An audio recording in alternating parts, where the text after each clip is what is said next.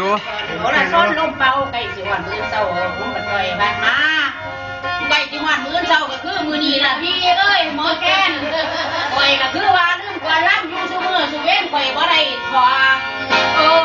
เอ้ย